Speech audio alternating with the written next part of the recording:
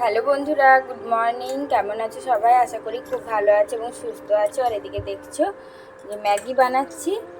ঐশী বায়না হয়েছে সকাল সকাল যে আমাকে একটু ম্যাগি বানিয়ে দাও। তো একদম অল্প একটু মশলাটা একটু দিয়েছি, তারপর ওর জন্য ম্যাগি বানিয়ে দিচ্ছি। কি বানাচ্ছি সোনা? কি খাবে তুমি? আমার দিকে ঘোরো, তাকিয়ে বলো কি খাবে? ম্যাগি খাবে?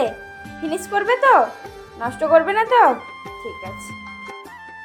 আমাকে বলছে মা আমি একটা কিছু খাবো। আমি বলছি বলো কি খাবে। তো ও যখন বলে যে আমি কিছু খাবো শুনলেই ভালো লাগে, কারণ ও তো কিছু খেতেই চায় না।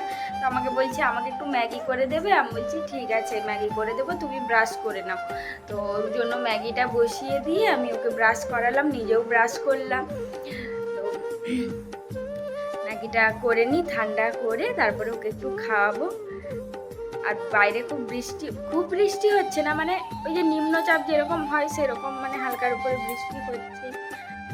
আর রাতে এত বাতাস দিচ্ছিল, জানালাগুলো খুলে ঘুমিয়েছিলাম, তো জানালাগুলো সব লাগিয়ে দিয়ে ঐশীর গায়ে ঢাকা দিয়ে দিয়েছিলাম। কারণ ঐশীর না মানে সে একটা কপ কপ ভাব, কেমন যেমন মানে সেই জ্বর হওয়ার পরে ঘাম দিলে গায়ে যে গন্ধটা আসে না, ওর যেন সেই রকম লাগছে। কিন্তু মানে কীরকম যে হচ্ছে ওর শরীরটা, মানে বুঝতে পারছি না, এরকম একটা ব্যাপার।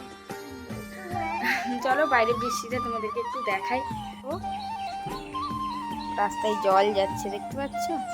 এদিকে ড্রেন নেই, তো সেই জন্য এরকম বৃষ্টি হলেই জলে ভরে যায়। আর এই যে দেখো গাছগুলো কত খুশি হচ্ছে এখন। চলো, ঠান্ডায় থাকতে হবে না, চলো চলো ভেতরে চলো। হ্যাঁ হ্যাঁ, গাছগুলো কত খুশি কত খুশি। চলো ম্যাগি হয়ে গেছে, চলো এসো। এই দেখো জল দিয়ে বসিয়ে দিয়েছি জানো তো, যাতে ঠান্ডা হয়ে যায়। আর ওইদিকে দেখো ঘড়িতে 7টা বাজে, তো 7:30টায় ওষুধ আছে, সেই জন্য এটা একটু যদি খেয়ে নেয় তারপরে 7:30টার ওষুধটা দিতে পারবো। আর আজকে তো বুধবার, তো সেই কারণে কি বলো তো, প্রচুর ওষুধ আছে, মানে সোম বুধ শুক্র যেভাবে ওষুধ থাকে সেইভাবে।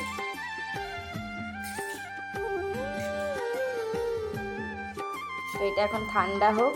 আর ওই যে ওইদিকে দেখো আর আজকে বাড়িতে কেউ নেই জানো তো, মানে ঐশীর বাবা আর ওর ঠামি এর আগের দিন তো মানে ডাক্তার দেখাতে গেছিলো, মানে ওগুলো টেস্ট করাতে গেছিলো। আজকে ওই রিপোর্টগুলো নিয়ে ডাক্তার দেখাবে, তো সেই জন্য আজকে বাড়িতে কেউ নেই, ওরা চলে আসবে সন্ধ্যে নাগাদ। তো এখন আমি আর আমার মাম্মা আছি বাড়িতে। এখানে দেখো ঐশীকে ওর ছোট কম্পিউটারটা দিয়ে দিয়েছি, ওটা নিয়েই ও মানে টেপাটেপি করছে। মানে কি বলো তো, ও তো এখনও জানে না সেরকমভাবে, তো ওকে দিয়েছি, ও যা করছে করুক একটু, আমি তো তখন কাজগুলো সেরে নেব। আর ওর শরীরটা যেহেতু ভালো নেই, ওর কোনো কিছুতেই আজকে মন বসছে না।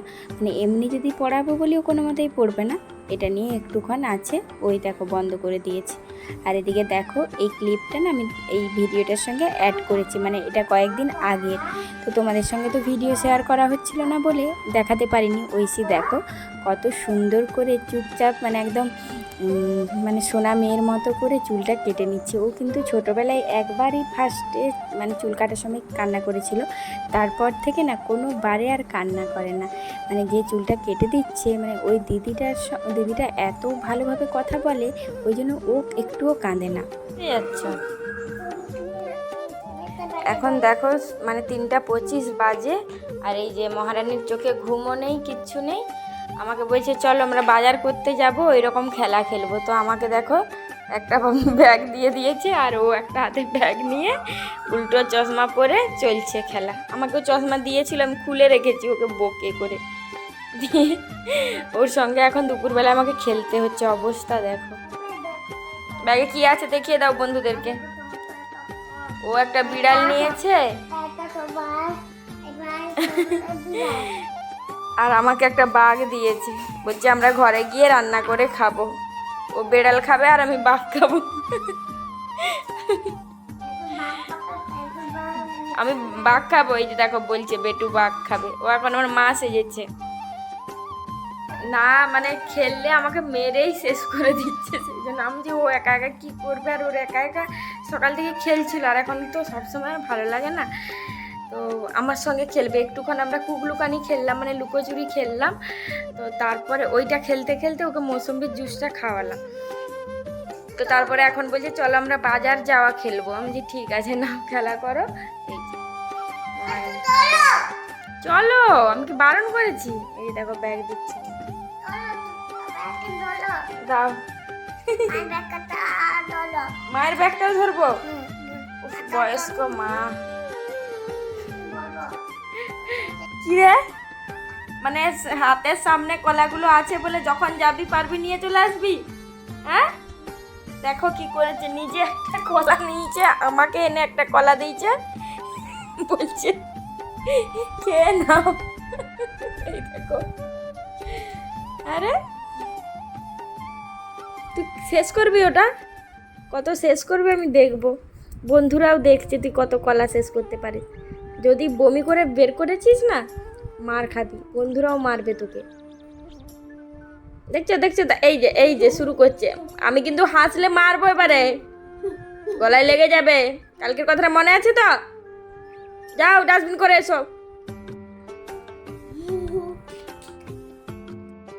দেখো রাতের রান্না মানে বসিয়ে দিয়েছি, আর ঐশীর বাবা ঠাম্মি এসে রাতে ভাত খাবে, তো সেই জন্য ভাবলাম রান্নাটা করে রেখে দিই।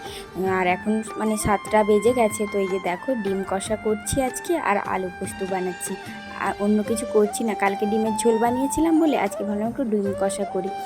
আর দুপুরেও আমি কিছু রান্না করিনি আজকে, মানে ফ্রিজে মাছ ছিল, সেই মাছের ঝোল দিয়ে ভাত খেয়ে নিয়েছিলাম। এখানে দেখো ভাতটা হয়ে গেছে, ফ্যানটা গালতে দিয়ে দিয়েছি।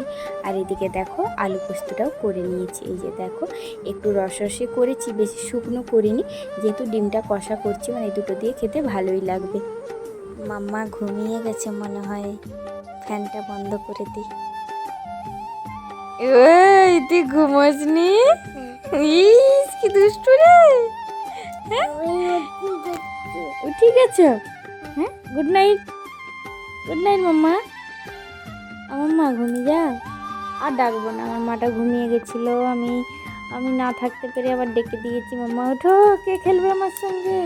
আবার ঘুমিয়ে গেছে বাবা, তবে তো ফ্যানটা অফ করে দেবো, জানলাগুলো খুলে দিই। Good night, good night. ইস পাক্কা বুড়ি আমার। গুড নাইট মাম্মা।